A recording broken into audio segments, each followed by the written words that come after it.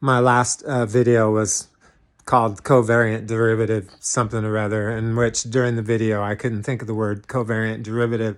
And the video was supposed to be about stereographic projection, which of course I forgot to mention in the video as well. So this is just a follow-up to that, wherein I say, as I was starting to say in the first video, that you have to turn your mind upside down and inside out in order to grasp globe earth theory.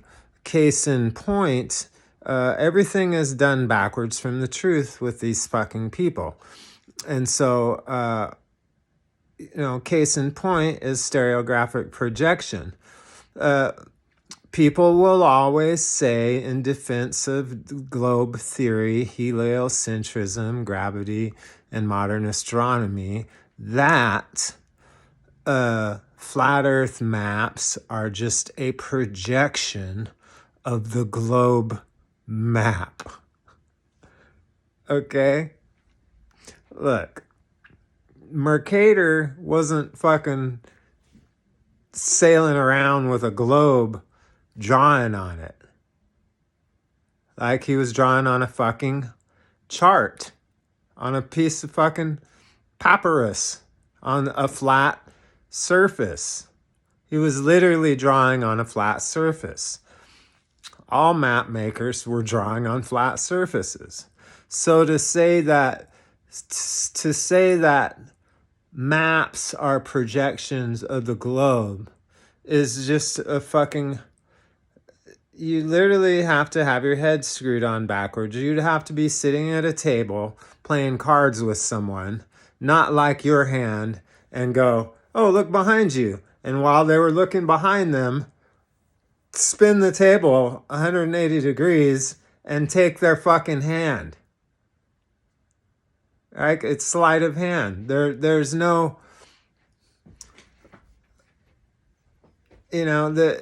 every globe proof is just a flat earth proof that they've bullied you into breaking down your mind to fucking accept it for what it's not. Because of the lack of holonomy, the lack of parallel transport, and the lack of positive curvature that the surface we're on, and not just the surface, but the atmosphere and the sky above us. That's what's flat. Look, air pressure isn't curved. It's flat, dude. If the sky above us was curved, chemtrails, which don't exist, would be curved. Like a plane, when it goes by you, it would follow the fucking arc of the sun. Are you serious right now? Because look, the sun travels in an arc because it gets closer to you in the center of that arc. The higher the sun is, the closer it is to you.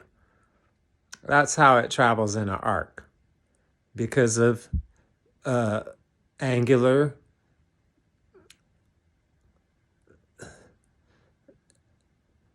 God, I always forget that fucking word. Because of angular resolution, right? And so it's the same. Look, if the sun were 93 million miles away, it wouldn't travel in an arc, dude. You can't have your cake and eat it too. The sun would the sun, look, if the earth is a ball like this, and the sun is traveling at a much greater arc because it's in the celestial sphere, then the sun, instead of if Earth were a planet that had a smaller curvatured horizon than the celestial sphere that was outside of it, then the horizon would look curved. But the sun's path would look straight, because the sun is a larger radius its path is traveling in a larger radius, right? A small circle has a tighter arc than a large circle. When a circle gets very large, it becomes to look like a straight line, right? So you couldn't be standing on a sphere looking at the horizon and comparing that to the horizon of a distant sphere outside of that sphere that is known by the passing of a light on the surface of that sphere. The distant sphere would be its surface would appear straight. The sun would go straight across the sky if it was 93 million miles away and we were on a spinning fucking ball. Stop. You know? And then there's holonomy and parallel transport, which I've already gone over. Look, the covariant derivative is the part of the Einstein equation that's out past the Christoffel symbol that allows you to mix and match all these other morons' fucked up broken math hypotheses, so you can come out the end with a cohesive equation that works for either flat space, positively curved space, or negatively curved space. But if the covariant derivative has a zero value, that means that the space is flat, which means that it has a Euclidean postulate, mainly that parallel lines, lines perpendicular to the tangent are parallel to one another, meaning that objects don't cross beneath our feet at a single point of gravity, right? And so that I was talking in the last video about the myth that if two items are falling from space, they'll fall closer together until they bump into each other. That pizza slice right there that they make, it doesn't exist. That's what's called dark matter, because space has the same area. Like for each point on the ground, there's a point in the sky. There is no tiny sphere surrounded by a larger sphere. Space isn't growing bigger in all directions the further it gets from a single point on the ground. It's physically impossible for two things.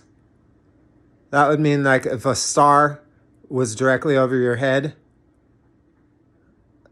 by the time it landed on you, there would be no place for it, because it would only be there would only be a single point on the Earth that would have a coordinate for it.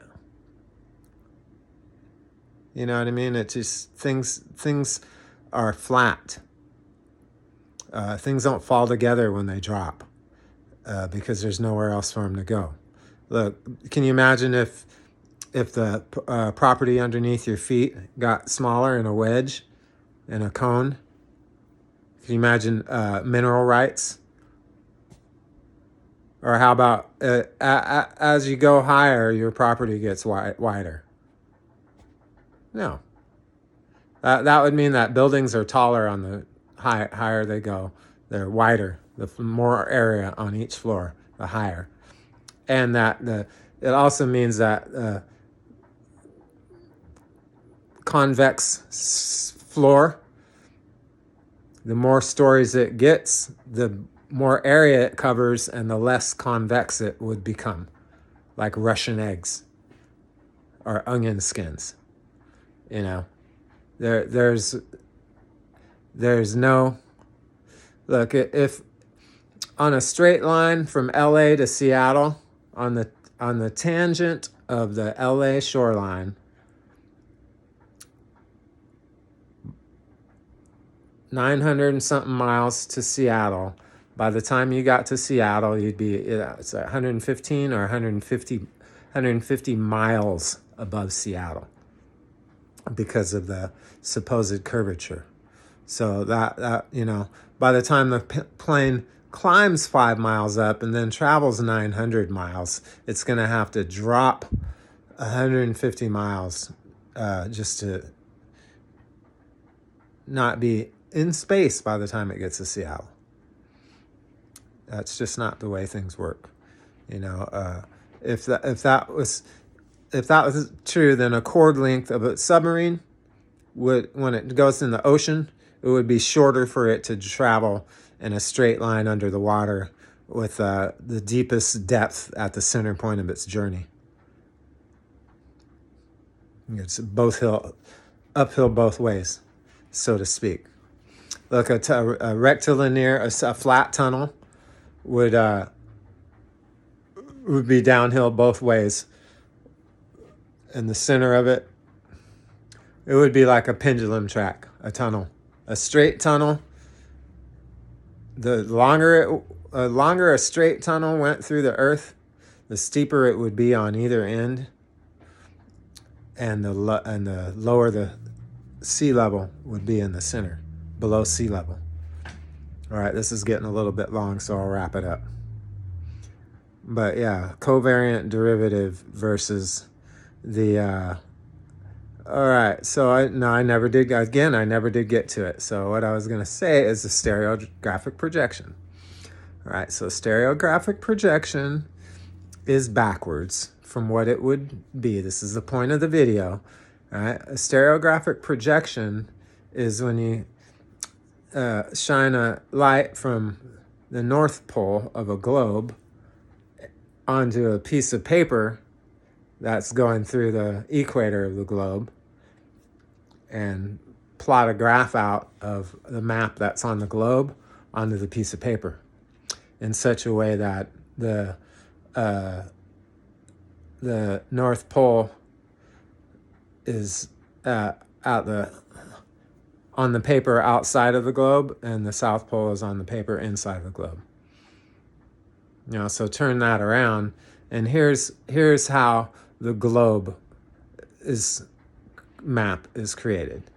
You take a map of flat Earth, and you run a plane right through the equator, and then you take a single point on the bottom at the South Pole, and you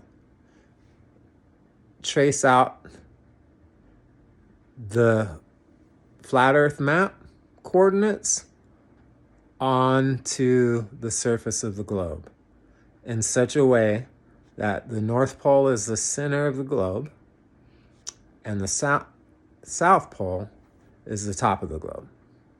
Then you just flip the globe over, and there you have not a stereographic projection of a globe onto a plane, but a stereographic projection of a plane onto a globe. Right? So, and of course what they always say is, oh, well, the map is a projection of the globe. So they had to figure out how to project the globe onto a map. No, they would first have had to project the map onto a globe. Right? I mean, they literally just drew the map and then pasted it onto a globe, cut it onto a globe. But in order to make the objects shaped right and in their proper proportions in the right quadrants of the longitudes and latitudes, if you use a stereographic projection from the South Pole with the plane going through the equator, and reverse the projection so it starts with the plane and ends up onto the globe, you'll end up with the current globe map. And you'll see that when you do that, that Antarctica or that Australia becomes fatter on the globe than it is on the plane.